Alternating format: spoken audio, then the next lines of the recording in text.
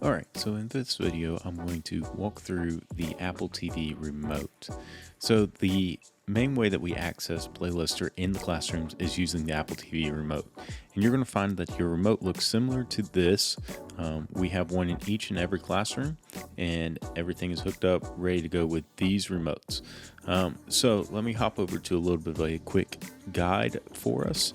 So this is an actual guide of the Playlister remote and how to use it. So a few things that you need to know. So you have your actual directional pad here. Apple calls it a circle pad. So you can use this to kind of directionally move on your screen.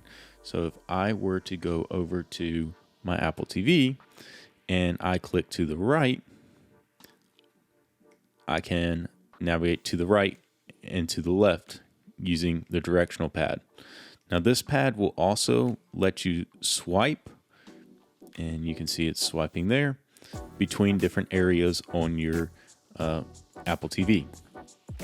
Then if you click with your Apple TV, click in the center, it is the same as clicking with a remote. So let me go over here and we're going to click, and you can see that I can pull up another page. So that's a very easy way to access things with your remote. Then you also have, like they talked about, the swipe. So we have the circle pad swipe. So just remember that you can either swipe or you can click with your directional pad. I prefer clicking. It's a little bit easier to like finely tune where you're going. The swipe can sometimes go a little too far to the right, a little too far to the left, or up or down.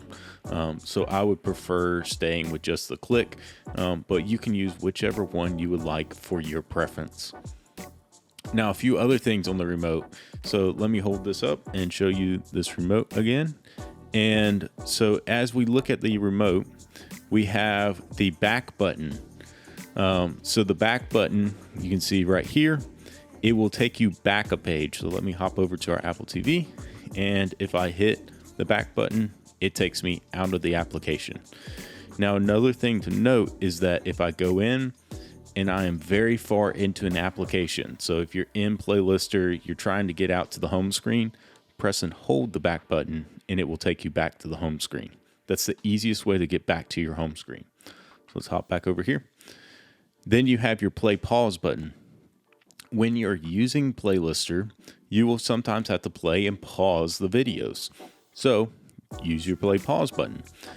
Your directional pad will also sometimes play and pause items, but your play pause button will always play and pause those items. Then you have the mute button. If you don't have any audio coming out of your TV, check there first. It's the easiest way to check and make sure that you have not muted the TV. If you are needing to present something at a moment, I would encourage you to use the play pause button, but you can use the mute button at the same time.